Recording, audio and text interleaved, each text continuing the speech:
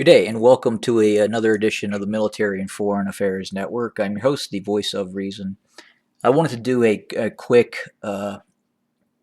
addendum to my last video about what was going on inside of the Ukraine, and I wanted to make it very clear that what Russia started to do in terms of the troop buildup did not start to occur until the deoccupation decree was signed and announced by the Ukrainian leadership.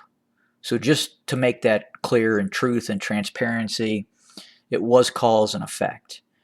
And what were there planned exercises within the Russian Federation? Yeah, there were. They do many snap drills.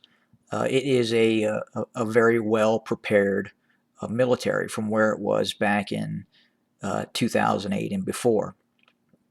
But again, this major buildup of forces didn't really start until the Russians knew that this deoccupation decree was going to come to fruition.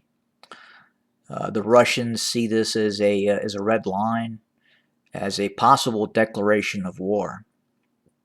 And in terms of the possibility of NATO involvement, which I do not think would occur, not in terms of a resounding NATO decree to send forces inside of the Ukraine. I mean, it's possible, but I don't think it would happen. I think what would happen more likely is you would see the United States, possibly Poland, operate unilaterally, and that is not good.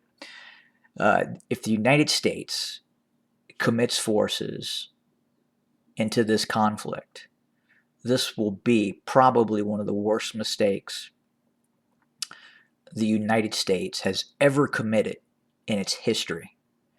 And I personally I don't understand why it is going this route, because the United States cannot win a war in eastern Ukraine. If Russia fully commits itself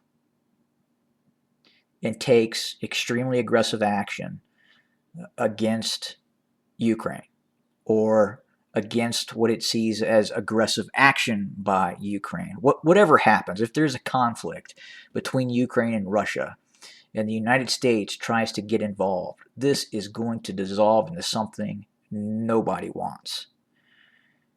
And I believe that the decades and decades that the United States has benefited from kind of really slapping around some of these smaller nation states for good cause in some cases. But again, that is not Russia. And I think that is my biggest point. You are tackling something that is completely different than anything the United States has ever tackled before. And I grew up during the Cold War, and I look at history, and we do not want to tangle, meaning we, the United States, does not want to tangle with Russia over Ukraine.